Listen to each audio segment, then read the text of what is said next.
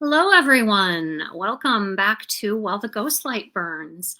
I'm Sarah Lynn Holt. I'm the Artistic Director here at RS Theatrics. If you don't know RS, we are a small professional theater company in residence at the Kranzberg Arts Foundation, and our mission is to produce shows that have never been professionally produced in the St. Louis metro area, with the goal of introducing new viewpoints and angles to the conversations that our community is having. Here at While the Ghostlight Burns, we are filling the space while we cannot be on stage with conversations that are important to the creation of theater, with the goal of informing when we do finally get back on stage. Today, my guest is Erin Kelley, who's a theater artist. Erin's recent acting credits include The Agitators at Upstream Theater and the solo show Shame the Devil at Bluff City Theater. This past year, she worked with Prison Performing Arts as a consultant for a pilot program for newly released PPA alumni and as AD on A Midsummer Night's Dream. She was co-founder and managing artistic director of Avalon Theater Company, and is especially proud of the Actors Fund Encore Award, which Avalon received in recognition of its philanthropic efforts. Erin is an enrolled member of the Cherokee Nation / Shawnee, and a direct descendant of noted Shawnee leader Tecumseh. Her solo play, Portrait of My People, received a Kevin Kline Award nomination for Outstanding Play for Young Audiences, and has been performed at Cahokia Mounds, the Missouri History Museum, and Shawnee Cultural Center. Other Indigenous acting credits include Mangled Beams at Emerinda in New York City and The Wind Whispers at First Stage in Milwaukee. She holds a BFA in Theater Arts from Stevens College and is a member of AEA and SAG-AFTRA. Join me from your homes in welcoming Erin Kelley. Hello. Hello, everyone. Thank you for joining us tonight, Erin. Thank you for inviting the Native voice to the table. I'm very, very happy about this. Thank you. And I also realized for the first time in a long time, I've actually put on makeup below my nose. We always have our mask on, right? It is an entirely different. Like, who is that? Before I forget, I do want to say, anyone, if at any point you have a question or comment about our conversation, please feel free to put those in the comments. If you're watching us on Facebook, we can see those and we will be able to incorporate that into our discussion today. I always forget until we've got like 5 minutes left to say that. So, to get us started, something I've been asking everybody in these discussions, what does it look like for you to be practicing your art? I think I may have two answers for that. I think there's kind of pre-COVID and post-COVID. Yep. Always, in both cases, I feel like I've always been very dedicated, disciplined artist. I have always given myself the freedom to listen to what I feel is important to me at different stages of my life. That's why I've been based in several different markets, which has its advantages and disadvantages as an actor. When you stay in the same market, you're usually very well known and your career kind of builds. I have just always been interested in experiencing as much as I can. So I've been based in St. Louis, Chicago, and New York. I'm coming to you from Hannibal, Missouri, which was an unexpected move for me from New York. I've been here almost 2 years. It's a very creative community. It was Missouri's Creative Community of the Year recently. And I'm really enjoying it. I moved here because I wanted to start focusing more on some of my solo work and getting it out in different regions. As far as my COVID time, you know, I think we've all seen that meme on Facebook that says, when the plague hit, Shakespeare wrote, you know, a list of plays. Oh, isn't that fabulous? Well, yes, it is. I mean, I think it's meant to be motivational, but also part of me is like, okay, please, we need to give ourselves, you know, this is an unprecedented experience for everyone, and everyone has different ways of processing it and handling it and living circumstances. And so while I'm proud of myself and that I feel like I've used the time productively to maintain and make new connections, especially for Portrait of My People, which I had planned to launch again this past spring, and COVID had other plans. But I think we need to give ourselves the freedom to say, you know what, it's just not in me today, and not beat ourselves up because we aren't writing plays and just constantly on it. I've done, which I think a lot of us have done, some self-care during this time. I've tried to always do something career related, but also something where I'm connecting with a friend on the phone. I've discovered a wonderful parks system here, and getting out in nature has been really wonderful. So that's it. I think there's probably a project that's germinating and may come out of COVID from me, not necessarily about COVID, but I'm giving myself the time to let that germinate and come out in me later. I find that I tend to keep a lot of ideas in my head, and then all of a sudden I sit them down and write almost the show very quickly. Sometimes I wish I were more even, methodically. And I think also I've never really defined myself as an artist. I mean, people probably know me more as an actor, and that was my intention for my career. But I was a producer for 7 years, and that was an unplanned occurrence and one of the most satisfying I've ever had, because I don't feel like my career has ever been all me, me, me, me, even though I think when you're in theater, it can tend to be about you. But what I loved about being a producer was putting the right people together and let them create and do their jobs and have the satisfaction of seeing that collaboration. So that's kind of it in a nutshell. And I do want to touch on the fact that you're in Hannibal. We're billing this as a discussion with St. Louis theater artists. I just want to highlight that we are being very generous and inclusive with what we are considering a St. Louis theater artist, because certainly to me, you qualified because you intimately know the St. Louis landscape. You worked here for a long time. And you're still working here. You're still auditioning for St. Louis theaters, right? Coming in to produce your work here. So right. So I think I'm one of the older people now. I always tell people, I used to be one of the youngest people in a show, and now I'm one of the oldest. And the years, those 30, 35 years in between went by in a blink of an eye.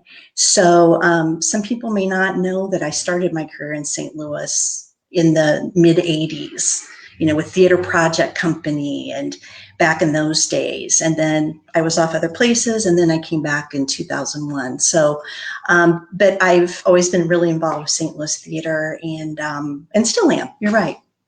No matter where you go, we're going to claim you as a St. Louis theater. Well, thank you. I appreciate it.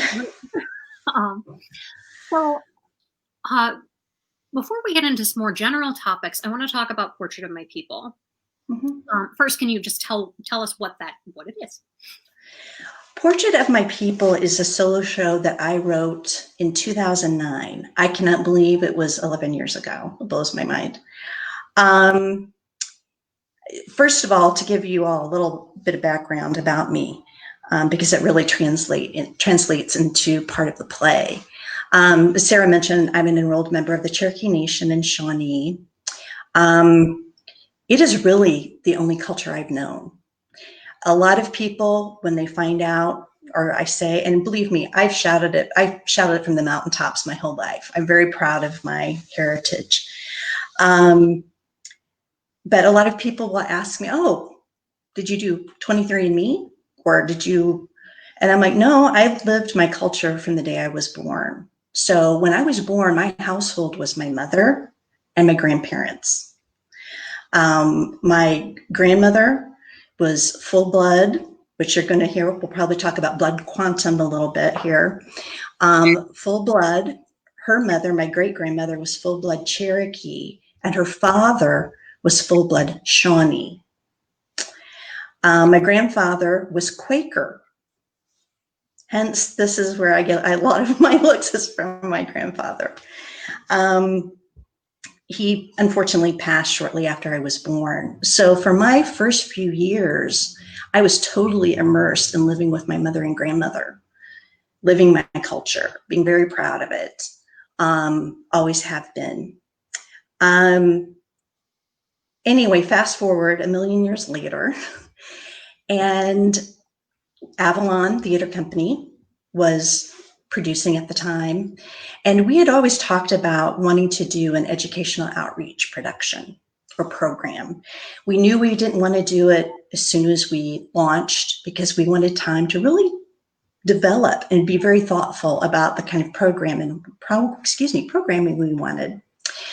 And it all really boiled down to what haven't we seen before? And of course, with my Native background, I was like, we're not seeing Native programming, especially in the St. Louis area at the time. Now, I was seeing things like organizations bringing in a Native storyteller or an Indian flute player. And yes, those are very valuable parts and components of our heritage, very valuable. But I wasn't seeing anything about what it's like to be a contemporary Native person. And that's one thing. If anyone takes anything away from this discussion tonight, I would implore you to please speak about Native people in the present tense. It is a constant battle to make people realize we're still here. I mean, think about it, everyone. When you hear something about Native people, it's always about, oh, Native people did this. And Thanksgiving, which is not the happy picture that many of us learned. So I really wanted to bring that Native culture into the theater world in St. Louis and do something about contemporary Native people. So at that time, Larry Mabry was the artistic director. John Contini was our artistic associate, and they were totally on board with this. John is, I'm sure most of you know, is an incredible theater artist and very talented in various disciplines, and is really an amazing writer, which I don't know if a lot of people know. We actually started writing something and tossing ideas around. And throughout the conversation, somehow it would always come back to me giving some kind of anecdote about my family, about my Native culture. And finally, John and I looked at each other one day and said, I should just write a show about my family. Now, I had never written a play before. I'd taken a couple of playwriting classes in Chicago, but my question to myself was, would I have the courage to write it? It's not that I wanted to write a solo show to expose everyone to my acting skills or whatever. It really was about what is the best way for me to share this information. And it's a daunting task because I had to it really was a process of elimination as to how and what I was going to include in it. Because there is no way to write, and we decided it should be about 45 minutes so it could go into schools and organizations. And it's very daunting to think, okay, I have to write about an entire people in 45 minutes. Okay, so first of all, I narrowed it down just to my family, Cherokee and Shawnee. One thing I really learned, I've learned throughout my life, is seeing misinformation about Native people. It's really easy to want to, and believe me, sometimes I scream inside, but you can't just scream to people, you're doing it wrong, you're saying it wrong. The best way is to show them the real, or educate and let them experience the real information. So even when my son Jackson was in kindergarten in the St. Louis school system, they had a huge Thanksgiving feast for the children in kindergarten. And I was just like, oh, making the feathers, the whole thing, which I'm sure you all know. The one thing I will say, it wasn't a big hard sell on the fantasy Thanksgiving story. But I thought, okay, how can I use my knowledge to kind of combat that in a respectful way? So I volunteered to go into Jackson's class and talk about my Native family and culture. And at the last minute, I grabbed some family photos off the wall. And I can tell you, the kindergarten teacher said, I hate to tell you this, but I think it's not going to be, a quiet time. And I said, I get it, they're 5. Let me tell you, when I actually started saying, this is my great grandfather, he's representing the Cherokee Nation at the 5 civilized tribes in Washington, D.C. Here's my grandmother, she was a nurse, all of these things, it humanized Native people. Because I think, like most of us, what I knew about Native people was based on what I learned in school, it would be a pen and ink sketch of a battle. I think Native people are almost thought of as mythical creatures, that they lived in the past. So I knew I really wanted to do that, to present the reality of, yes, some history, but we're going to talk about contemporary things too. And it was really important to me. Our pre-show music, I chose some traditional music. I chose some contemporary Native music. It was really important to me to begin the play, and I could hear people gasp when I would walk out, because I told John, now John, I asked him to be the director. He's not Native, but we're very good friends, colleagues. We've directed each other. We've acted together. I totally trusted him.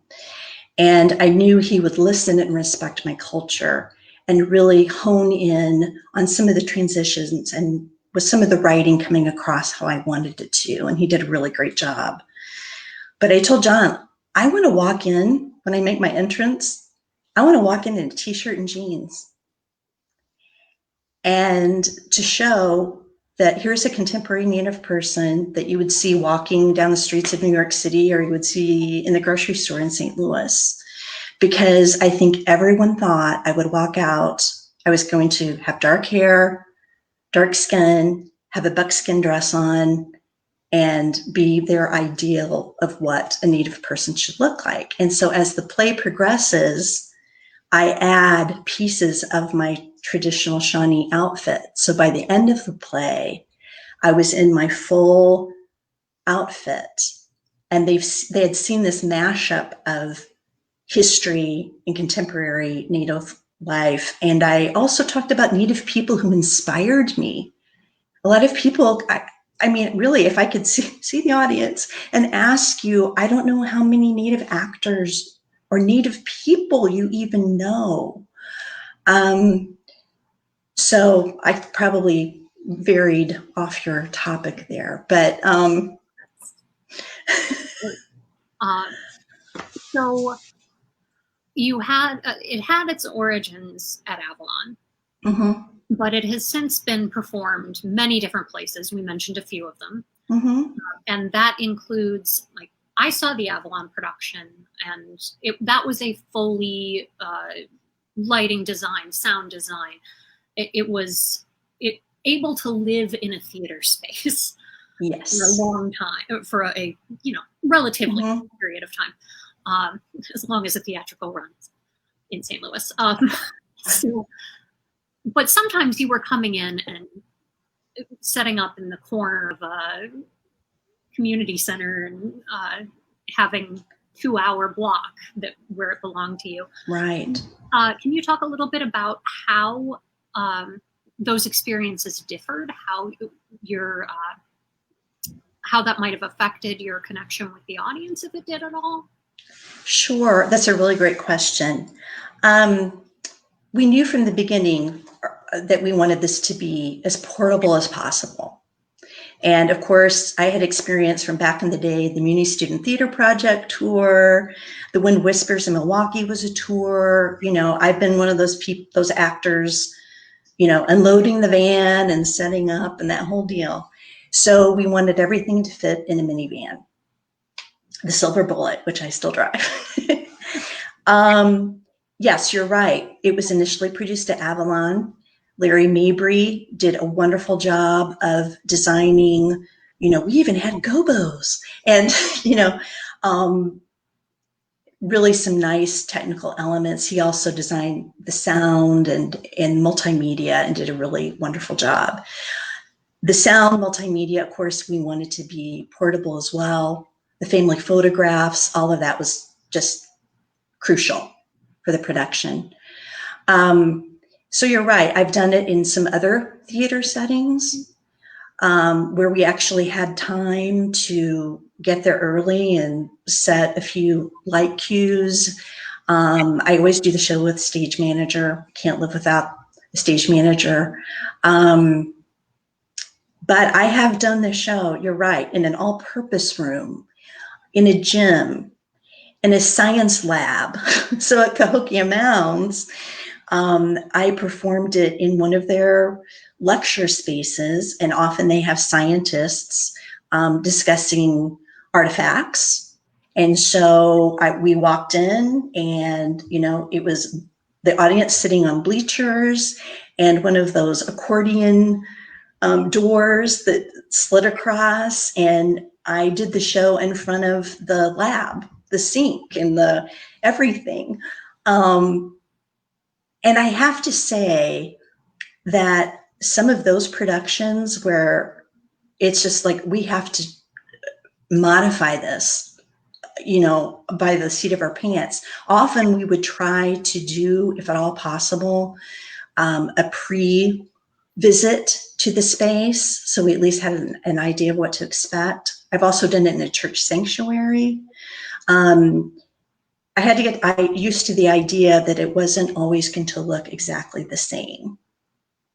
But I will tell you, there's something about the intimacy. I know a lot of our small professional theaters are intimate, but there's something especially intimate when you're talking about your history and your family, and the audience is very close. And I know that can be off-putting to a lot of actors. It's not really my favorite thing either, but when you're doing this, I could really make those connections because I could see the audience most of the time. Oh, there goes one of my earbuds. Hi, this is live theater. I could actually see the audience members, so I could actually speak to, you know, various audience members, and it was a really great connection. One thing I should also say about Portrait of My People, it was a given that after every performance, I would do a talk back. I know with a lot of shows that we're used to doing, we will do a talk back here or there, you know, once or twice during the run, maybe. But it was very important to me that we did a talk back after every show, because the show is only 45 minutes long. I knew there needed to be a lot of discussion afterwards. I wanted that. I wanted that discussion. And there were some elements in the show that I purposely included because I knew that they would spark a discussion. And that's really what the show is about, is getting Native people in the room and getting the accurate information out there. Unfortunately, I have to say this. My mom used to call them wannabes. There are some people that think they're presenting accurate information about Native people, and they simply aren't. And it's very disheartening.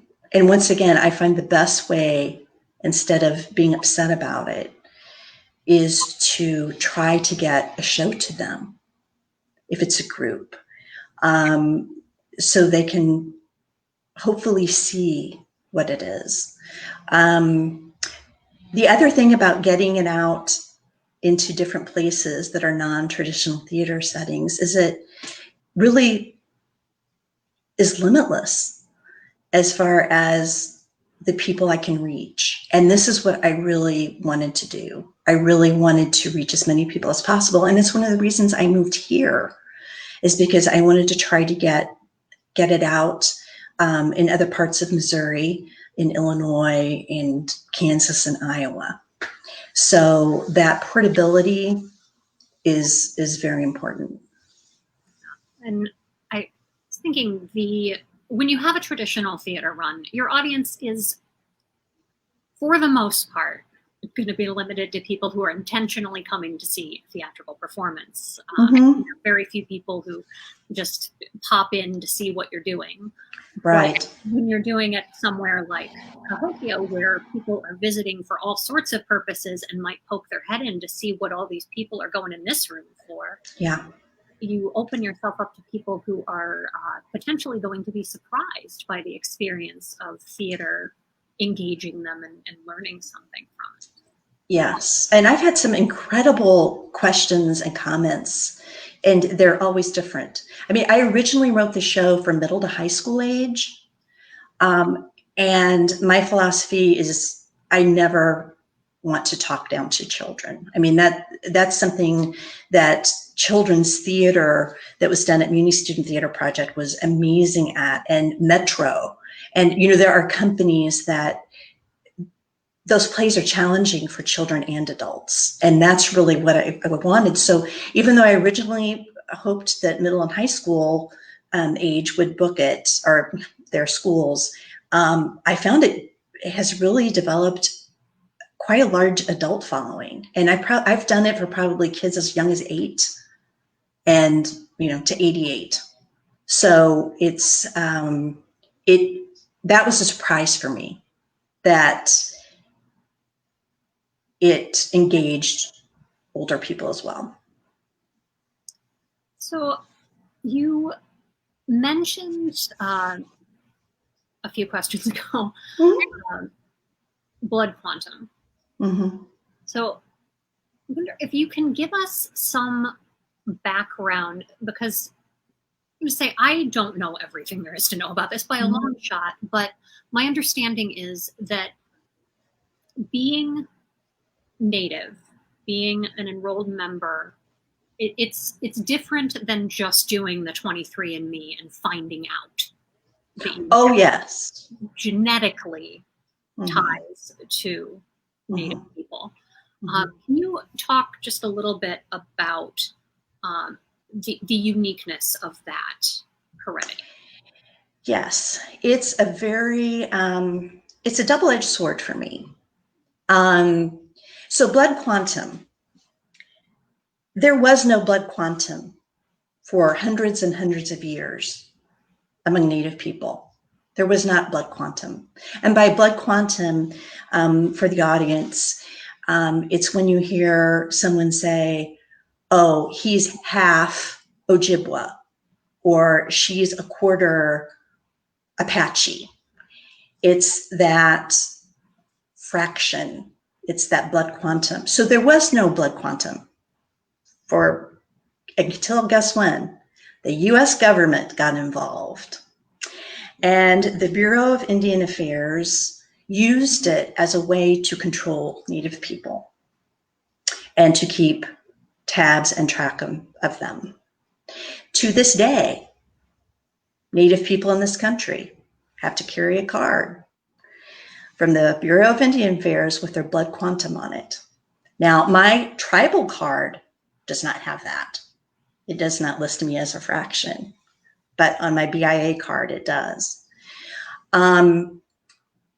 So how was this created? So for my people, the Cherokee and Shawnee, they were affected by the Dawes Act. And the Dawes Act was something in about a 40-year period where the US government was trying to basically get a census of all of the Native people. They had to interview, they had to prove they were Native, all of these things. my great-grandfather Ben, who once again was full-blood Shawnee and the direct descendant of Tecumseh,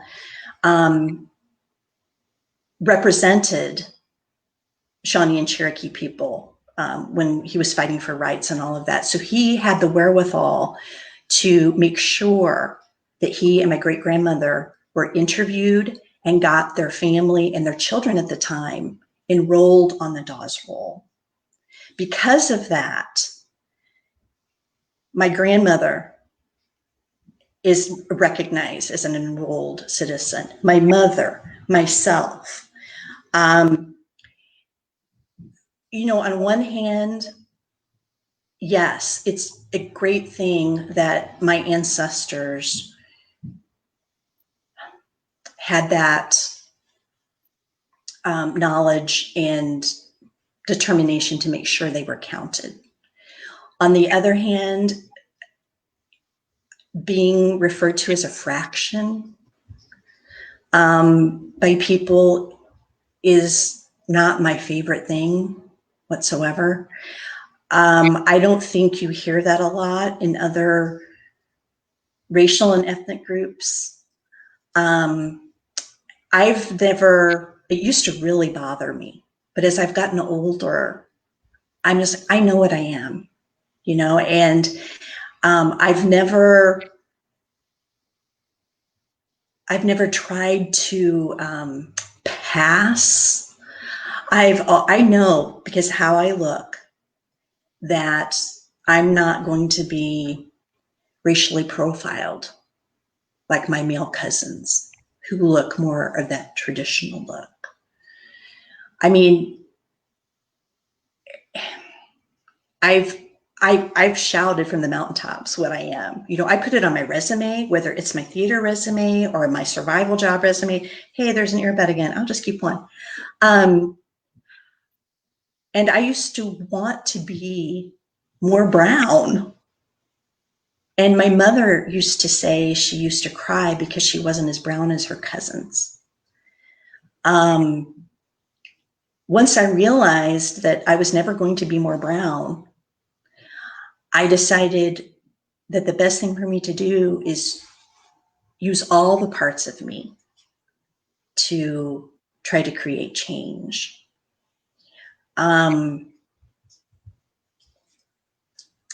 So blood quantum, there you go. Thank you. I was saying before we started this that I feel like some of the other topics we've covered on these talks have been the general information about the background of what we're talking about is very much part of the larger theater discussion right now. So there's lots of resources for people to go and find. And yes, there are resources for people to find information about Native issues, but this has been the discussion that I've had to stretch the most to find those discussions, because it's not being served to me by American Theater Magazine or right. Not to single them out as a problem. I'm just saying the Native issues have not yet reached a point where, come on, you really need to know the basics. That you do need to know it, but well, one thing that all Native people hear is if you say, I'm Cherokee and Shawnee, I can guarantee you 9 out of 10 people are going to tell me, and this is a joke about, or in the Native world, this is a joke. And if Native people are in my audience for Portrait of My People, they will always laugh at it, because 9 out of 10 times when I say, you know, my Cherokee grandmother, people will say, my great grandmother had some Cherokee. We always thought she looked Cherokee. Or my grandfather did that, and he married a squaw. And I cannot tell you how many times people use the term squaw. And that's another thing, please take away from today. Squaw is a derogatory term for Native women. So I know a lot of people learned it, and it was in their everyday language when they were speaking about it. But so, yeah, when I actually have a Cherokee Shawnee grandmother, yeah, I have a lot of people tell me their background. And the thing is, I don't mean to laugh because a lot of people actually do have some Native blood and heritage. And it was either kept from them. I hear this in talkbacks. This really surprised me because my family was always so proud of our Native heritage. I never imagined that there were people who hid it or it was hidden from. And so I do believe there are quite a few people who actually do have a Native background, but they have no way of knowing that lineage. And I'm so fortunate because I can take it back so far. And I guess the other thing I would say that's kind of a hot topic is when someone claims they're Native. To me, that means that you live it, and you are trying to help your people. So when sometimes someone claims it, but they're not engaging or trying to find out about their background, or they're in a position to actually create change and they don't, that's when it's hard for me. And I mean, if my family heredity is to be believed, my great great great grandmother was Native, but none of that was preserved. It was a footnote that she was Native, no nation or anything ascribed to her. And because of that, like I do not feel comfortable doing that because I can't even say where she was born, much less. Maybe you can try to find out more, The other thing, and I know I'm kind of flitting around to different topics, but there are certain things I want to get out there. One thing I hope people will take away is it's really important to realize that we aren't just generic Native Americans. That's how it's always presented, usually, like Native American. Okay, so there are approximately 575 federally recognized tribes and nations currently in the United States. I told someone that the other day, and they said, "Oh, that history's all been lost." And I said, "No, currently, people just don't know." And so what's really wonderful is when you speak of Native people to really learn what their tribe or nation is. I always try to say, I'm Cherokee and Shawnee. My cousin is Shawnee, Oto, and get those specifics out there so that we're not just one Native American blob, in the Thanksgiving story. I would also say Thanksgiving. I've been criticized for wanting people to teach the authentic Thanksgiving story because it's not pretty. And when I say that, I don't mean to take 3-year-olds and scare them with blood and gore. You have to be thoughtful about the age group you're speaking to. But I think that's an important story to really get right, even if it takes some time with your kids or other people in your family. And it's always the Native Americans brought pumpkins. It was the Wampanoag. So please, as you're talking about Thanksgiving, and if you're talking about Native people, and I hope you do, please say the Wampanoag people. I think I'm probably not alone in the fact that the first even remotely theatrical thing that I was asked to take part in was a Thanksgiving pageant in kindergarten. And, I can't 100% say that we didn't have any Native students in my kindergarten class because not exactly front of mind for a 5-year-old to be working that out or remembering it was a 35-year-old. Right. but it was the half of you make the little feather headband, Mm-hmm. half of you make the hat with the buckle out of Mm-hmm. paper, and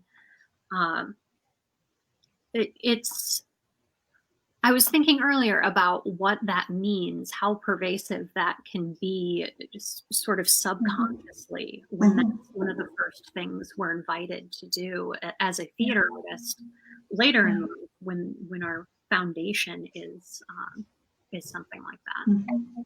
Well, I think also I wanted to say that part of my day as an artist in taking on, I really think if I do nothing else in my career, portrait of my people will be the thing I'm the most proud of, because I feel like I am helping my people. And when I first said I was going to write it, I did write it, a lot of people said, very well intentioned, said, oh, you can do it on this reservation and for these Native people. And I was thinking, well, that maybe, representation is important for them to see themselves as important, but I don't know how else to say this. White people need to see this. And part of taking on a project, especially when it goes on for years, that you have to be prepared for, is that it just doesn't end when you finish that performance. I do a lot of grassroots outreach. I have a lot of people that will email me or message me and say, hey, my kid wants to be an Indian for Halloween. What should I do? And I have to tell you, I have some wonderful actor friends in St. Louis have asked me some of these questions, and I'm so grateful, because I don't want to speak for everyone, but for myself, I would rather people ask a question than keep perpetuating something. And it's okay not to know. I've also had a couple of people say, I feel terrible that I don't know this. I said, no, the fact that you're asking shows the desire that you want to know and you want to learn. So don't ever feel badly because you don't know everything. I don't know everything. I mean, I get asked questions in the talkbacks where I have to say, there's no way for me to know everything about 575 different nations. There are a lot of commonalities. There are a lot of differences. I can try to find out the answer for you. And it's okay to say that. But I also think that education is changing when it comes to Native people. And I'm really excited about that, because I get a lot of questions from teachers. I see that teachers are really wanting to overwhelmingly teach more accurate information. And sometimes it's helping with resources. So I'm very happy to do that. So,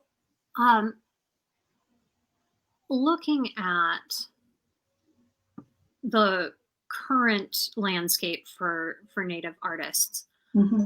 I was reflecting on the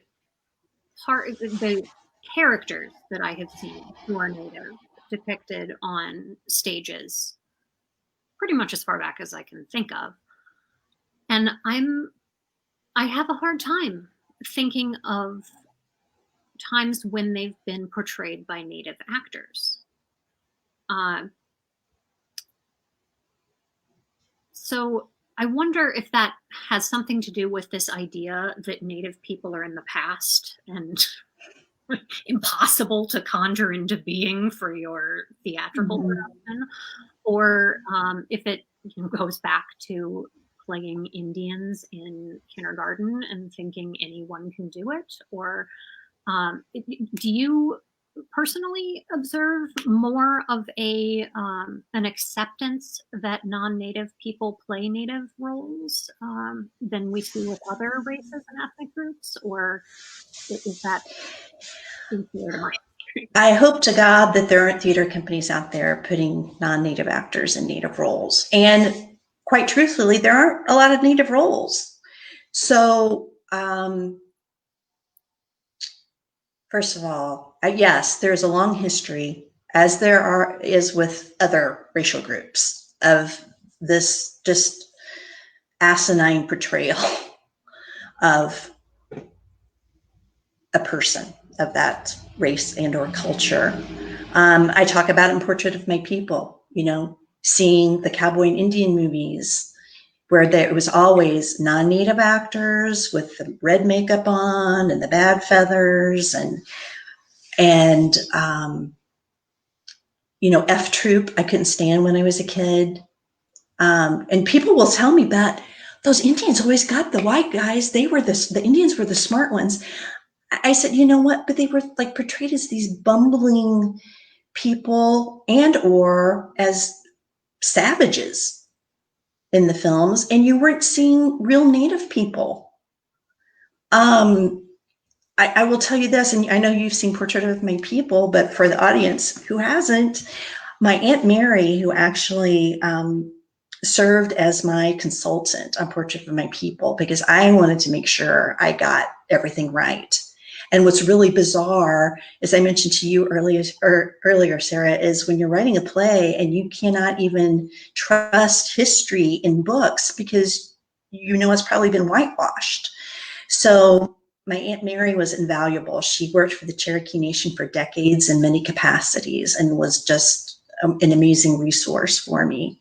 But she also was in the 1951 film Jim Thorpe All-American, about the Sac and Fox, a Native athlete. She's an extra. She's in her traditional dress, in a buckskin dress, in a party scene, and very prominent at the beginning of a scene. When I was growing up, we never saw real Native people, except maybe Will Sampson or Chief Dan George, I would say. So when this film came on, this was before VCRs. I know that's old school. We would set our alarm. If we saw Jim Thorpe All-American was coming on, my entire family would set the alarm, 2:00, have snacks ready. And when Aunt Mary walked across, we would, woo, real Native people are in the movies. It's been a long time coming. And I would say, I think I'm seeing some change. I had a really wonderful experience this past week. I participated, not as a speaker, as an observer, of a webinar held by SAG with Native actors in LA. And it was moderated by Delana Studi, who is Wes Studi's niece. Wes Studi is probably one of our most well-known Native actors, Last of the Mohicans, Dances with Wolves. Delana Studi is a wonderful actress in her own right, and now is also the artistic director of Native Voices at the Autry in LA. There were a mix of male and female Native actors in this webinar, and I was really encouraged. It was really emotional because they were saying that they are working more now than they ever have. Because I wondered, I am not really in the film industry. I didn't know what the reality was for Native actors in LA. They said they had kind of a surge after Dances with Wolves because that was hot. There was a little bit happening and they thought, yeah, this is going to be it. We're going to get more Native roles and not just what they call leather and feathers, which is, the third Native person from the right, of Kevin Costner. But, and then there was it kind of died off until Standing Rock a few years ago, which was one of the only Native, a news story related to Native people that you may have seen in the news in recent history. They had a little resurgence then, and then it died off. But now they're seeing a lot of change. The first Native-owned studio opened in the spring, Camel Rock in Santa Fe. I think because of the expansion of cable networks and a lot of channels producing their own series, it's creating more work for Native actors. Some of them are in Roswell. There's a series coming up called Trickster. Amber Midthunder, who is a young Native actor, is in Legion, which is part of the Marvel franchise. So they're actually starting to see roles. Actually, they're not back in the 1800s, but they're actually getting some contemporary roles. As far as theater, that has been a slow road. I think because of the culture, and I've listened and watched your other speakers in this series, and I've heard some of this from them too, that when you're telling a people's story, you need to have people on board who know that story and engage. There was a recent letter put out by a lot of Native film artists in LA saying we need more Native people to tell our stories. And they often get brought on as a consultant and aren't compensated. They're like, if we're going to be a consultant, please, this is our profession. As far as stage, I would say most of the Native theater happening is because they formed their own companies. And I think that's true of other groups, because who best to tell your story than yourself? So if you're interested in learning more about Native theater, definitely check out Native Voices at the Autry. They're always doing new works, encouraging Native playwrights to submit things. You're seeing a lot of contemporary Native stories instead of leather and feathers. In New York, I was fortunate enough to work with Amarinda, American Indian artists. Also Spider Woman Theater in New York. They do a lot of work with La Mama. And there are a couple of companies in the Minneapolis area and in Oklahoma.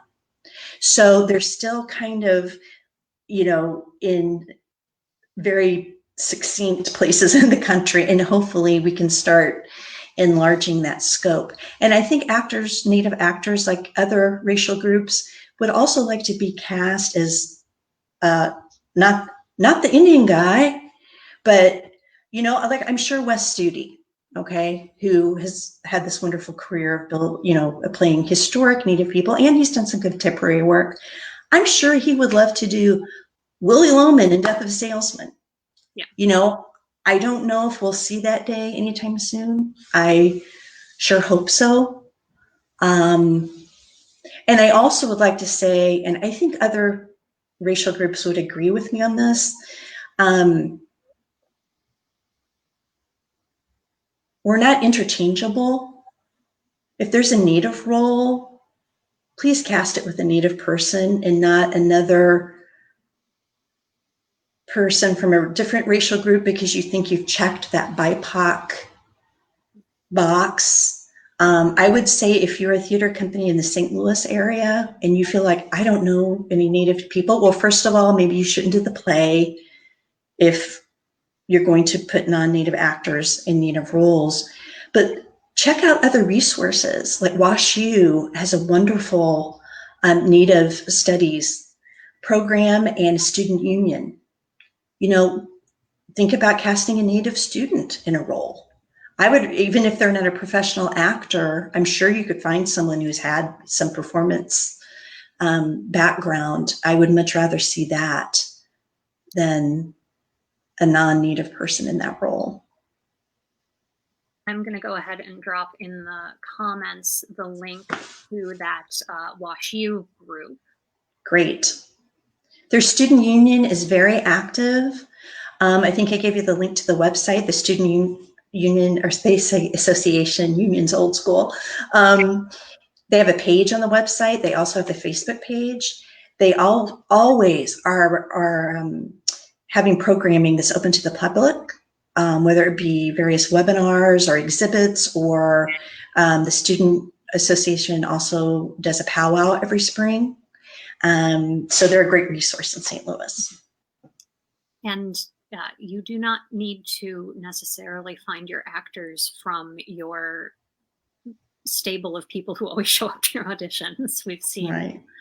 Many times in St. Louis over the last few years that you can tap from all sorts of communities and come up with people who are more than capable of Yes. It takes extra effort to engage people that you don't know, but it's so well worth it. And it's the right thing to do.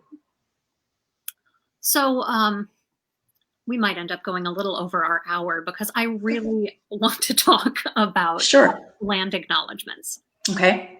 Because probably, unless you are going to see a show that is specifically aimed at the Native experience, probably what a lot of people have experienced more than anything else in the theater realm to deal with Native issues is these land acknowledgements. As far as I am aware, it's only been the last year or two in the St. Louis area that they've really started happening. And it's not just in theater. I've heard them at conferences, at lectures, things like that. It's this statement at the beginning of a gathering that acknowledges what the provenance of the land we are currently located on is, and gives the reminder that this is unceded land, and that we need to acknowledge that. Can you tell us a little bit about, and disclaimer of you are not speaking for every Native person, you are speaking for you. Right. But what is some of the purpose behind that, and what is your take on what makes a good land acknowledgement, if there is such a thing? Sure. Well, I'll be honest. When I first learned of land acknowledgements, I wasn't a big fan. And the reason was I felt, once again, we're talking about the past. We're perpetuating that idea that Native people still aren't here. They're not here anymore. However, I've changed my mind. I think we hear so little bit about Native people that anytime we can bring them into the room, it's a great thing. And I think that this is what a land acknowledgement does. It brings Native people in the room when I think most Americans don't even realize they're still here. So a land acknowledgement is a short statement. I would say probably at the most 2 short paragraphs. Basically, as you said, recognizing the land of the people who originally lived there. So if it was, we acknowledge at RS that our performance space is on the land of the Osage, for example. Osage is one of the nation's tribes that was in the St. Louis area, several. And there is an app, ladies and gentlemen. There are a couple of apps. One is Whose Land, where you can plug in your location and it will tell you the nations that originally lived there. So it's acknowledging that history and also the desire that we recognize this and we want to preserve it. One thing you would want to include the correct names of the nations, also the names of the nations in their language. If there are any historic Native sites in your area or natural resources, so a good thing to include in St. Louis would be the Mississippi River, of course. You can also go as far as including a little more information about the state. And if you have any partners with your theater company or organization, you also can include their information as well. The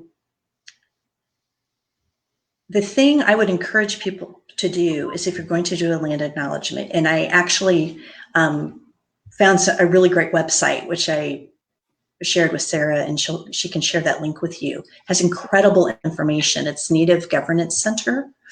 A lot of resources for writing a land acknowledgement.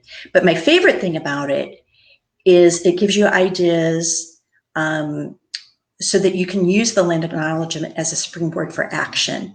And that's where I think the most important piece comes in, is that you engage current residents, seek them out. I can assure you there are Native people in St. Louis that you don't know.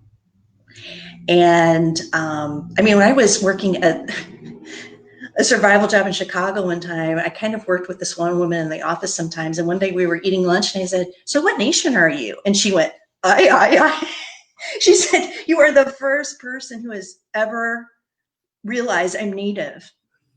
They think I'm this, and this." So, you know, engage, use resources, bring those people in the room so that they still are valued and it's not just a thing of the past. I think what I really wanted to get into on this was that so often when I've heard land acknowledgements, it's almost in a sense of, we're on this land, all right, that's checked off the list, and that's I think what we. And that's why I didn't like it initially. Right. It's like someone told me recently, we were talking about Black Lives Matter. And this is a person I thought was really, for lack of a better term, woke. We were having a conversation and they said, "Well, Erin, I have a Black Lives Matter sign in my yard." And I'm like, okay, that's a start, but what are you doing about it? How are you living your life and speaking up and out? You know, it's not just checking off that box. And I think for me, Delana Studi did a land acknowledgement when we started that webinar, and did a land acknowledgement for the SAG office and for this and for this. And not that you want a Native person to do your land acknowledgement. That's a whole other thing. And I mean, get up and say it is what I mean. And you can learn more about that on that website.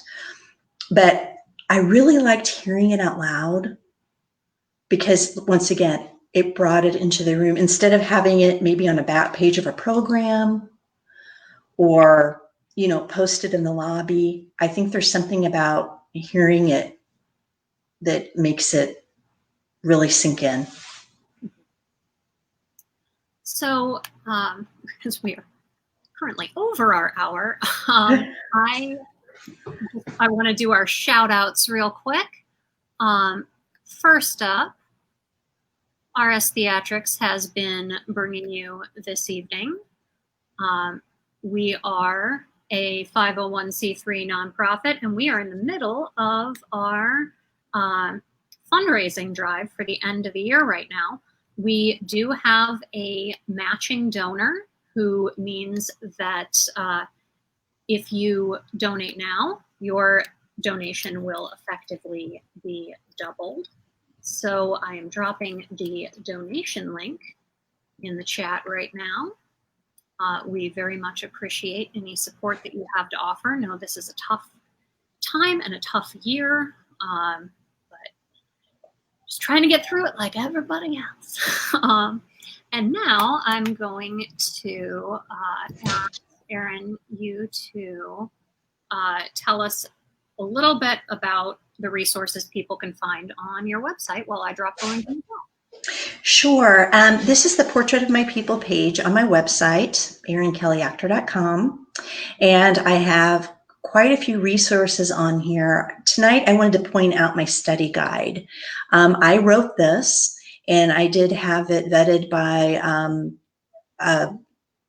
an authorized Missouri educator who then broke it down into the components of curriculum.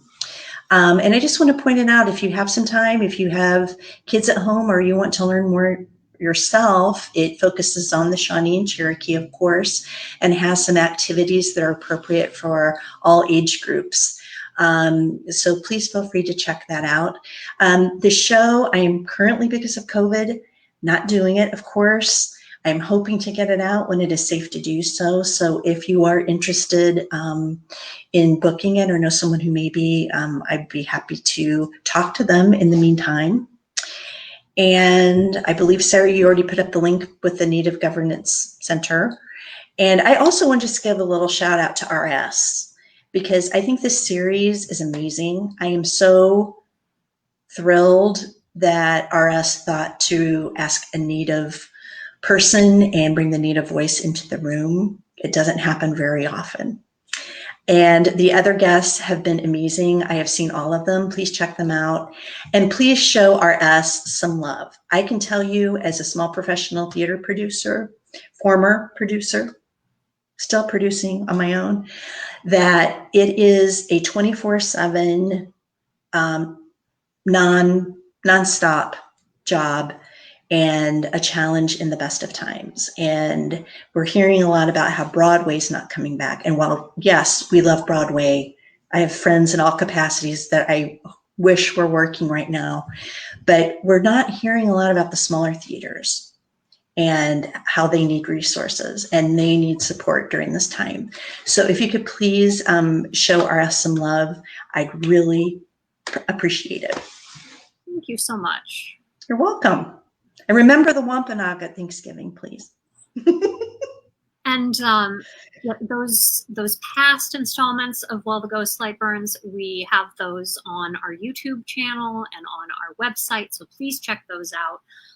As soon as I can get all the files organized, you'll be able to see that one here, there is what this one there as well. But in the meantime, it is going to be archived on our Facebook page. If you happen to come into this a little late and need to see the beginning, we will be back next week with Chris LaBanca, who is the executive director of Solid Lines Productions. We're going to be talking about bringing people into the room and making sure all voices are heard when you yourself are operating from a place of relative privilege. So we really hope you will join us for that. And thank you, Erin, once again for joining us. I'm so glad. And I will say Wado, thank you. And everyone out there, be well until next time. Stay safe. Thank you. Bye-bye.